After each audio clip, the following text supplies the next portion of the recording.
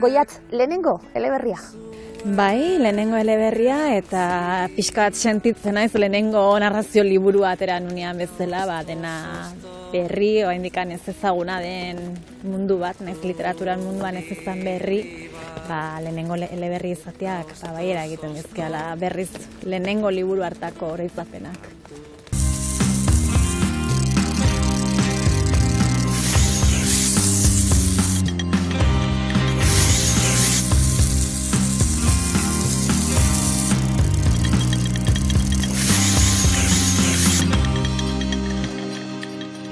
Bekatua, gonbidapena izango dugu astaretik bertatik. Gongo da hemen txupitoren bat, ideia zurrunbiloren bat, hori izango da, aurkituko duguna liburuan. Bai, ematen digu pista batzuk barrura begira, horresku bat dao, Garaziren eskua izan daiteke. Txupito arroxak eta tekila arroxa ere topatuko du, barruan irakurleak, eta ideia zurrunbilo asko, zalantza asko, duda asko eta krisi handi bat.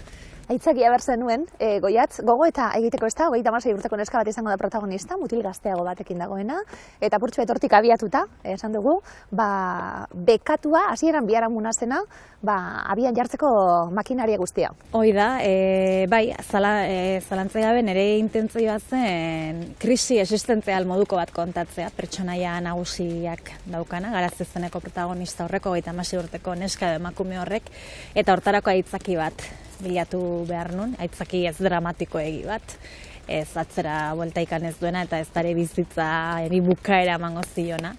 Eta bekatua da azken finean izenburua, horrela argitaratu da, biharamuna izan da denbora luzez niretzako, eta oraindikan batzutan nire barruan oraindikan biharamuna izaten jarraitzen du. Sari bat jaso nun novela labur honekin, eta orduan biharamuna izenakin jasozun saria, eta gero edizio laneko kontuekin bekatua bihurtu da.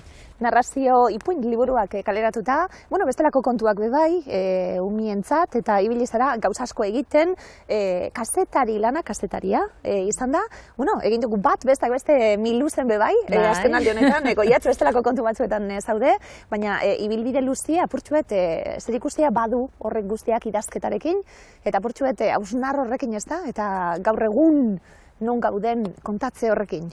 Bai, nik uste dut ziurrenik idaztea gustatzen zaigunak edo nik txikitatikan idatzi izan dut eta azken finean gaztaritza aukeratu nun nolabait bat zelako idazketarekin lotuta badaon ofizio bat, alde bat zamentzat, eta jakin mina ere izan behar da kazetari izateko eta idazteko ere, bai.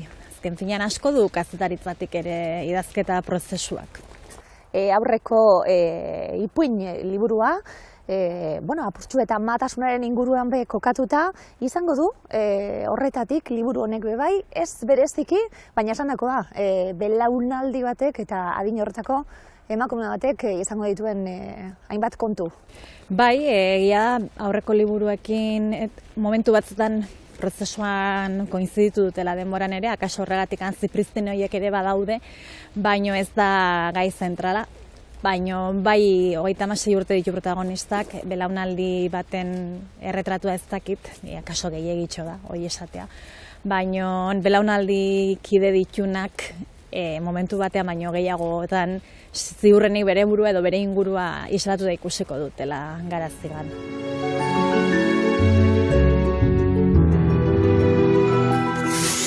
Eta egiaz izango balute beste gisa bateko bikote harremana Asierrek eta berak, oheratu izango altzen Mailenekin. Errudun sentituko altzen. Goiatz, nora ekarri gaituzu? Zeleko ederra? Bai, gaude Arizmendieneako sukaldean. Arizmendienea da Oiartzunen plaza ondoan dagoen kale jauregi bat. Eta gaur egun bisitagarria da, etxe museo modura dago antolatuta. Baino ekarri zaituztet ona, batetik kanpoan euria dugu gaur. Orduan aterpea etorria eta aukeratu dut toki hau, Arizmendi esan dut orain bisitagarria da, baina bere garaian etxe pribatu bat zen, Arizmenditarren etxea izan zen, 20. mende hasieran, eta baduola nolabaiteko, nik orain ezagutu dut, baina baduola nolabaiteko lotura bat, nire familia honek 36an gerra hasi zenean, gizona edo aita senarra atxilotu egin zuten, eta emazte alabaikin gura amonaren baserrian egon zen zenbait denboraz, Belgikara erbesteratu aurretik, ondoren itzuli ziren, eta xean izan da herriko festetan gure amona gonbidatzen zuten, neskako azkorra zenean ona bazkaltza, eta hemen bazkaltze dentzun, eta beak askotan kontatzen zuen historioi, eta horregatikan aukeratu non toki hau. Badu bere xarma gaina. Zerra, oso, txie bai, eta segustra gauden. Gogoeta egiteko balioko digu, eta gainera liburuan sartzeko, zenbat aldatu den bizitza, Bai. Pare bat belaunalditan. Bai, eta hori ere gure amonak beti esaten zuen, berekin alderatuz guzti ondo bizi ginen eta disfrutatzeko. Zalantza barik, ze gomendiona. Izango zen gure amonentzat bekatua liburuan kontatuko zaiguna? Bai, garaia hartarako, bekatu handi bat, ziurrenik askok egin nahi, baina inoiz egingo ez luketena, nahiz eta beraien bekatuak ere egiten zituzten, hori ala da. Baina bai, azkenean bekatua zer den eta zer ez garaiekin eraldatzen da. Bekatutsuak gorde beharko ditugu geuku bai, segurazki eurek beste erabaten eta gehiago gorde beharko dute, baina egoera bat egongo demen bai, agian sekretuan mantendu beharko dana, agian ez, burutazio asko izango ditu pertsonaiak, abia puntua bekatuarena? Bai, zalantzaz jostako liburu bat da, edo liburu hontako pertsonaia nagusia zalantzaz beteta dago. Eta, bekatu baino gehiago zalantza horiek edo burutazio horiek dia liburu honen hildo nagusia, eta nik horregatik idatzen nuen baita ere kontatu nahi nuena burutazio sorta hori zen, zalantza sorta hori, eta krisi moduko batean dago pertsonaia, garazizeneko pertsonaia bat, eta krisi horrek aukera ematen zean gai askori begira jartzeko, bai bere buruari, bai bere inguruari, eta nolabait aitzakia bada bere buruari eta bere inguruari begira jartzeako momentuan gure gizarte honi ere bai begira jartzeko. Nik gomendatu nahi dizuet Eloi Morenoren Cuando era divertido liburua. Egileak berak esaten du istorio deseroso bat dela, beraz aukeratu behar daunea irakurtzeko, kontatzen du bikote baten harremana, pasio sutsuenetik monotoniaraino egiten duten bide hori, eta horrek ekartzen dituen ondoriak. Orduan, harremanen inguruko hausnarketa interesgarria da. Ustekabean pasatzen ez den liburu horietako bat, segun zeunetan zauden gehiago edo gutxiago astinduko zaitu, baina astintzen du. Beraz, irakurri, unea bilatu eta irakurri. Esan dugu, garazi izango da, protagonismo eta nagusia, inguratuta egongo da, hainbat jendez, familiako, kuadrillako, unibertsitateko lagunez, gauean ezagutuko duen mutil bat agertuko da, bere mutil laguna agertuko da, kontu honetan guztian, baina bere ahotsa entzengo dugu. Bai, ahots bakarra dauka liburu honek, Garazirena. Naiz eta egia da, beste aipamen asko daude, baina beste pertsonaietako bakar batek ere ez da momentu bakar batean hitzik hartuko, ez ekintzaikan burutuko. Eta hori oso argi izan nuen hasieratik. Interesatzen zena fokua Garazigan jartzea zen, Garazik zer pentsatzen zuen, zer sentitzen zuen, eta zertara zera eman bere krisi horrek, eta bai, ahots bakarra da, 3. pertsona narratuta, baina, Garazi da pertsonaia bakar eta absolutua. Aurretik dakar, krisia, segurazki bai, Garazik, baina egongo da hemen, momentu bat eta sortzen duzun egoera hori, guztia tapoiak enduko zaio, ezta? Botilari eta gertuko dira bere pentsamendu guztiak. Bai, krisiak ez dira bapatean sortzen, bapatean ez da egiten dute, baina aurretika normalian horregoten dira, eta nik ere azken finean narratu nahi nuena zen, baloezinean gaudenean gure buruak nola funtzionatzen duen saltoka, pentsamendu batetik bestera askotan inkoherenteak diruditen pentsamenduak eta bata bestean artean harremanikan ez dutenak edo, eta hori zen kontatu nahi nuna, tortarako aitzakia bat bilatu behar nun. eta baita ere nahi nuna zen aitzaki hori ez izatea hil edo bizikoa, erabat trascendentala, baizik eta, bueno, atzera hueltarikan edo izango etzuen zerbait, dramatikoa izango etzen zerbait, eta ez nuen nahi eriotzarik egotea tartean, ez pertsonaiarena, ez bere ingurukoena, ze horrek bai etzuela atzera hueltarik izango, eta tonuan ere dramarako joera bat hartuko luke, eta horregatik aitzaki bat bilatzen hasita, bilatu nuen aitzaki izan zen, adarrak jartzen ditu, eta adarrak jartzen dizkio bere bikote urte askotako bikotiai, bera baino bastante gazteagoa den mutil batekin, baina hori azken finean aitzaki bat besterikan ez da, gero kontatzen dien gauza guztiei aurrera bide bat edo emateko. 36 urte ditu Garazik. Matxinen oean esnatuko da 19 urte ditu. Eta hori da egoera. Sortu duguna, zergaitik, alde ezberdintasun hori, zergaitik esan dugu, hor badau, krisi txiki bat zorrarazi dezaken edo behintzat buruari eragiteko aitzakia bat, baina mutil gazteago bat, areagotuko diogu, ezta? Buruari eragiteko motiboa. Bai, aitzaki adarrena, ez dute esango gauza arraro batenik, ez da. Baina, egia da, penalizatuta sozialki berez badao, gaizki ikusita egon liteken zerbait dela, eta plus txiki bat gehitu nahi izan nion, horregatik bestekan ez da izan. Aitzaki horri, beste bueltaska bat emateko kontua izan zen adintarteen, tarte hori jartzea, eta horrek ere bai ematen zidalako aukera, Garazi bere belaunaldiari begira jartzen da, baina bere aurreko belaunaldiei begira ere jartzen da, eta, makina ondoan izateak baita ere aukera ematen zean, Garazi bere urrengo belaunaldiari edo atzetik datozen belaunaldiei begira jartzeko. Eta azken finean, ez dute esango Garazi belaunaldi baten erretratua denik, hori gehiagitxo esate izan liteke, baina ziur nago bere adin bueltan dabiltzanek askotan empatia edo sentituko dutela edo beraien burua edo beraien ingurua errekonozituta ikusiko dutela, baina era berean gu ez gea inor, belaunaldi bat ez da inor bere aurrekoek eta bere atzekoak gabe, eta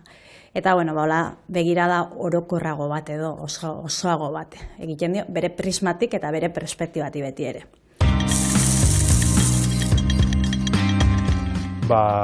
Philip Marlowe, Raymond Chandlerrena, betiko gaua da agian bere obra gustokoena, zergatik bere izen zelako nik uste dut gaur egungo detektibe gehienen abia puntua.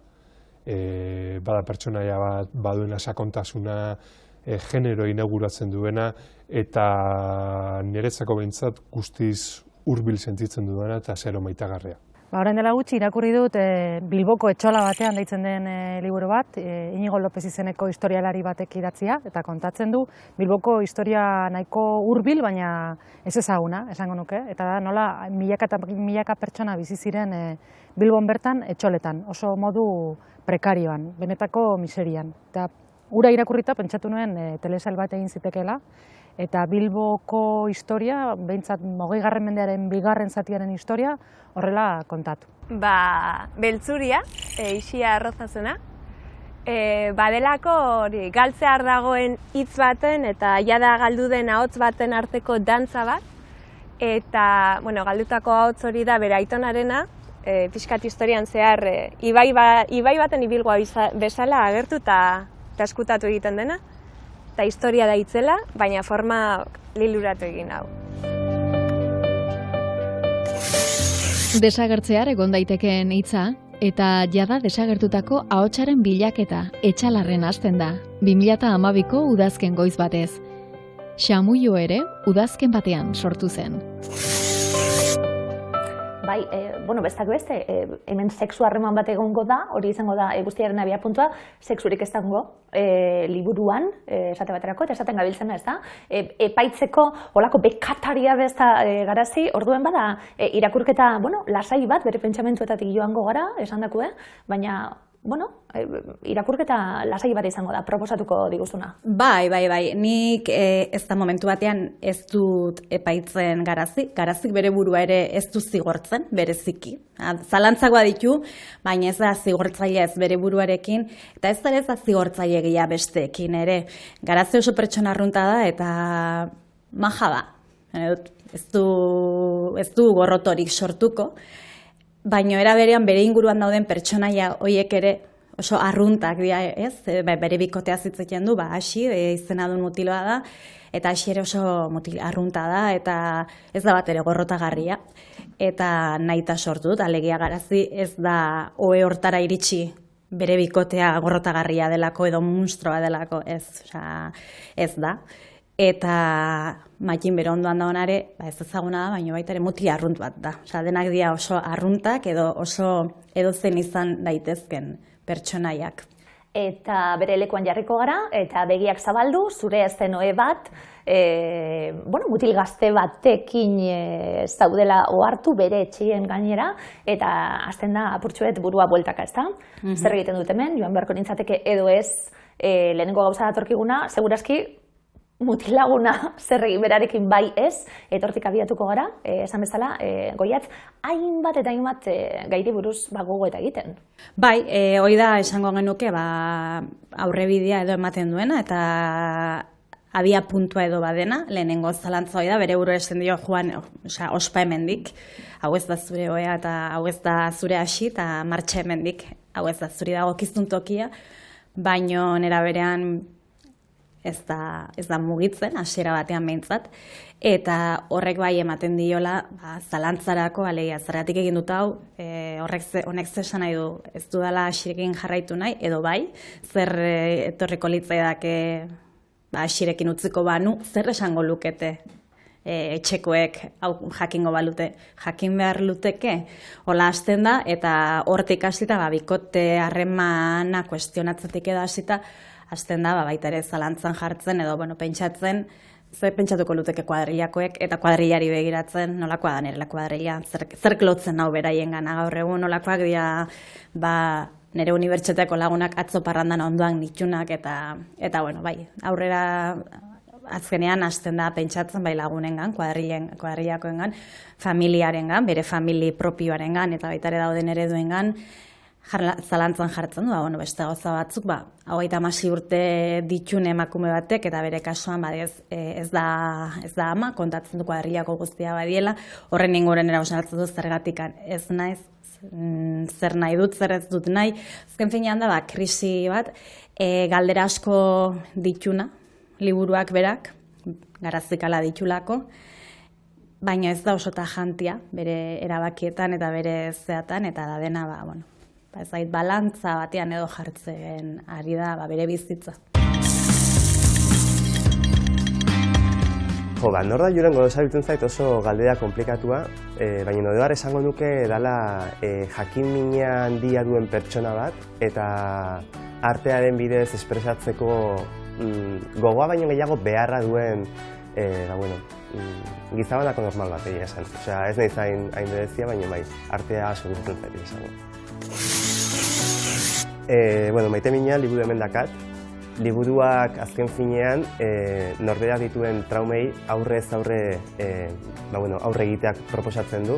Guztio ditugu traumak, eta askotan trauma horiei ez ikusiarena egiten saiatzen gara, baina azkenian benetan ezabatu eta indartu nahi balma ditugu, gode gude indartu nahi dugu, aurre egitea besterik ez dugu erabiltzen, orduan bideitxo bat proposatzen du liburuan. Moda kontua baino gehiago, editorialek duten fintasun eta linea editorial zurrunetatik adatagoko prozesu bada. Ez azkenian gari batean internet ez zegoenean eta horrelako ezagutzarik ez zegoenean, editorialen P ginen idazleok. Baina azken egun hauetan edo urte hauetan autoedizioa editorialen zurruntasunetatik ahatago zabaltzeko prozesu bilakatu da, egia da itxura moderna izan dezakela, baina azkenean ez da moda kontua, baizik eta behar kontua. Bai, behar den bezain beste. Izan ere, nik badakat podcast bat, Lakagaizuna duna, lagun batekin egiten dudana, eta izena hortik dator, ez azkenean guk akatsari beldur handia diogu, eta akatsoiek saihesten saiatzen gara, baina akatsoiek guk gizaki izatea egiteaz gain, ikasketa bat jasotzea ematen dugu, ez? Zenbat eta gehiagotan kagatu, nolabait esatearren, orduan eta indar berrituago eta ezagutzen diagokin amaituko dugu, ez? azkenian akatsetatik etortzen dira baita lorpena. Bueno, pixkanaka LGBT komunitatea botetzen ari da, jabetzen ari gara ez badela tuntunak, ez badela marginala, baizik eta ustez baino gehiago gadela, eta oso kapaza gadela ere baita. Diskurtsoa asko edatzen ari da, eta ezagutza orokorrean gizartean handia da, baina hala ere gauza gehiago imar ditugu eta borrokatzen jarraitu behar dugu, noski.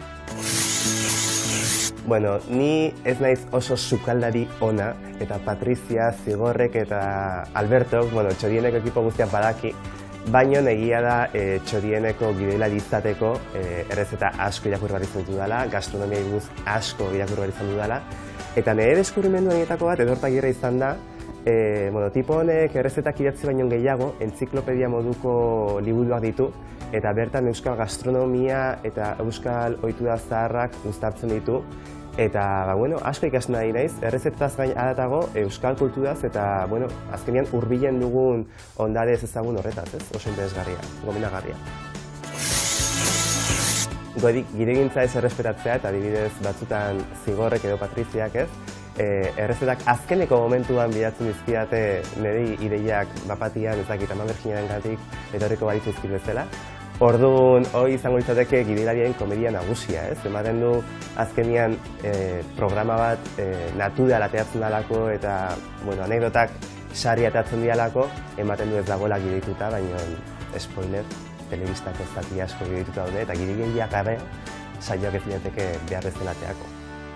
Geure buruari buruz, hausnarketa egiten dugunean, esaten gabiltzen ez da, beti beste batzuk sartzen direlako joko horretan, gertukoak, ze gizarte, ze sasoi esaten gabiltz, beste sasoi bateko ekara, bituzte zukalde derrien gauzen du beste sasoi bateko ekara, horrek ere eragiten digu eta bar, nondik gatozen, nortz datozen atzetik, apurtxu bat esan didazun guztia, idazketa prozesuan, argi izan duzu, dinot, aitzakia provokatu dugu.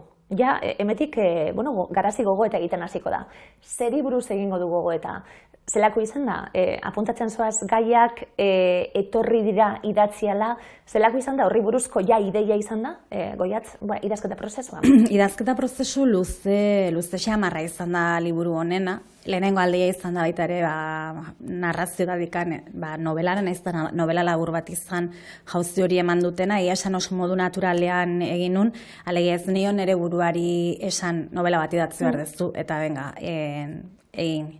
Ideiak eskatzen zidan normalean orain arte idatzu dena baino luzeago idaztea, eta ez nahi sentitu aldortatik behartuta.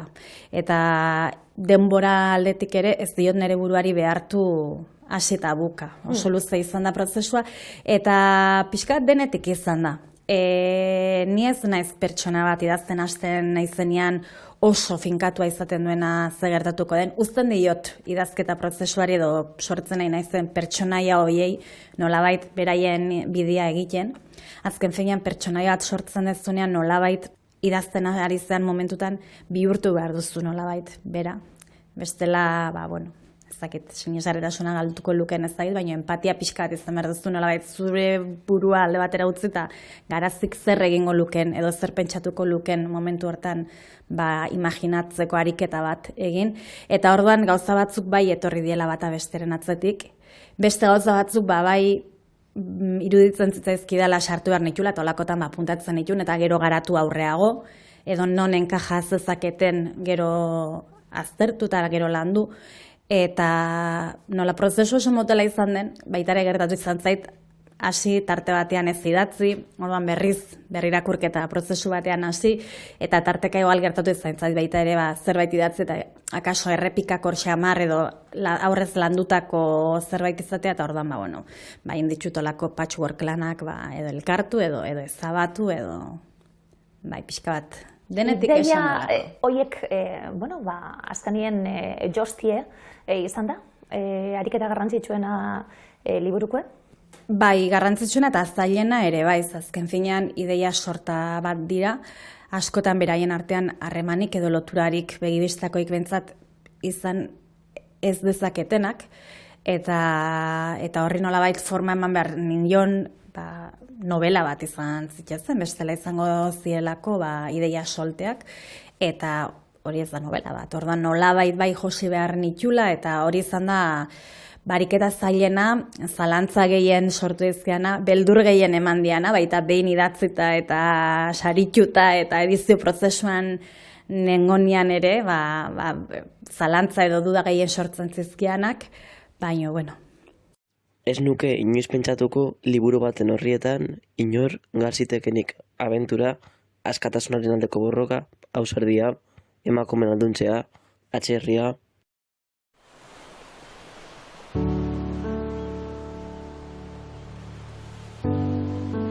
Hau Luna da, 12 urte ditu, Donostian bizi da, bere amarekin, Klaudiarekin, Danielarekin eta Inazirekin, baina bere familia Nikaraguakoa da.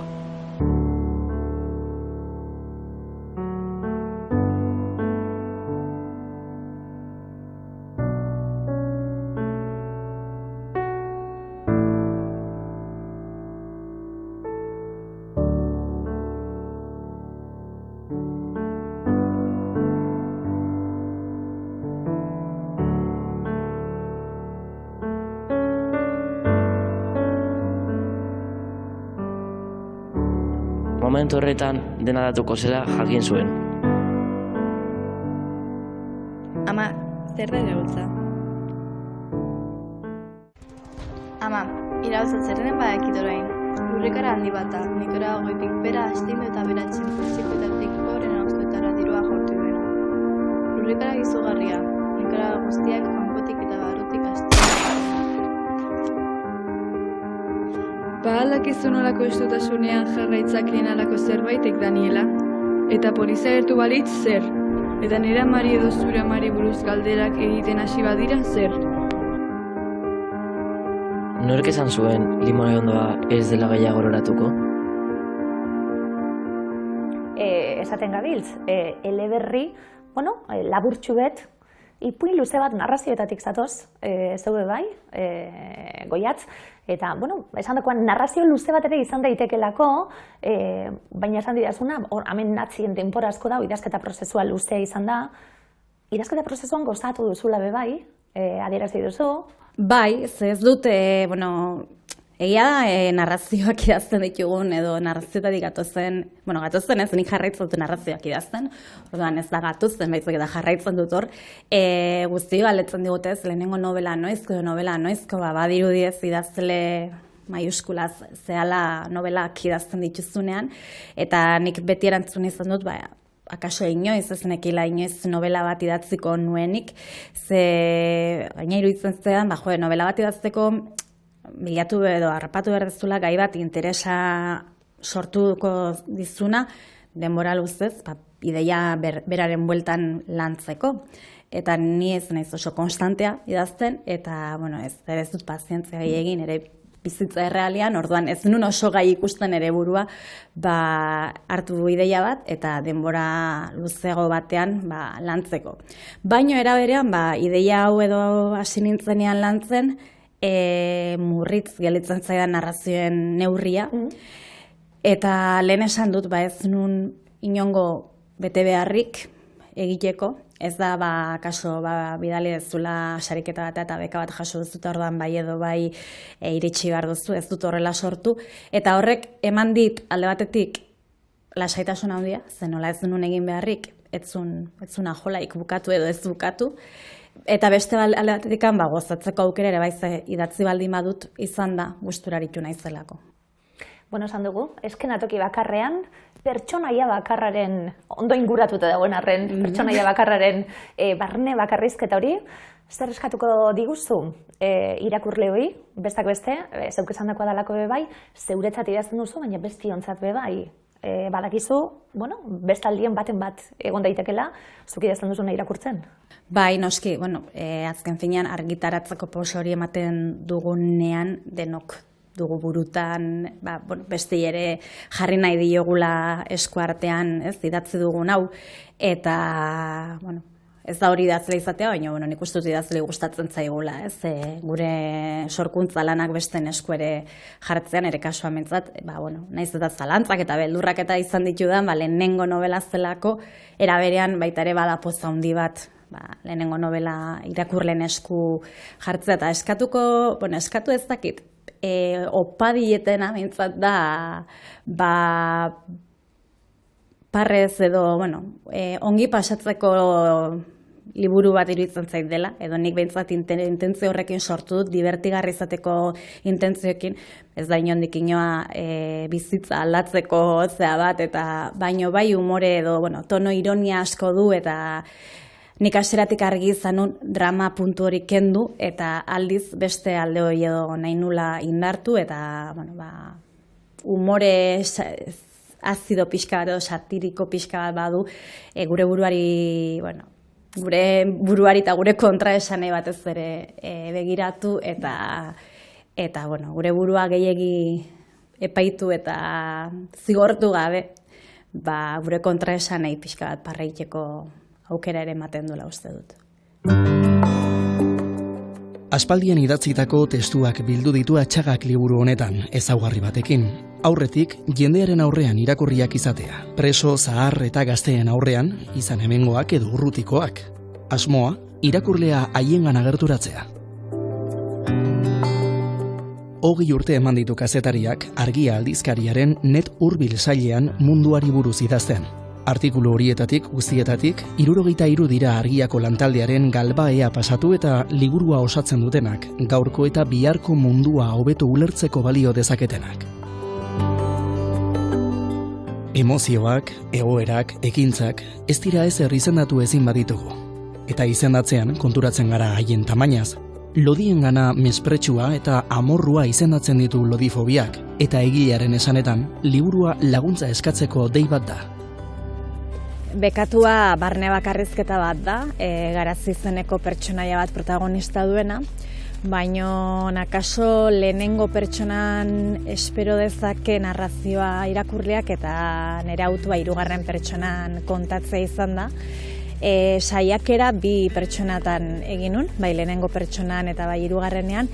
Baino oso tonu ezberdin hartzen zuen lehenengo pertsonan, oso dramatikoa edo oso zigortzailea bere buruarekiko, eta nire asmoa hasieratik izan zen ironia edo jostalariagoa izango zen narrazio bat sortzea, eta horregatik nire autua izan zen 3. pertsona erabiltzea kontaketa hau egiteko.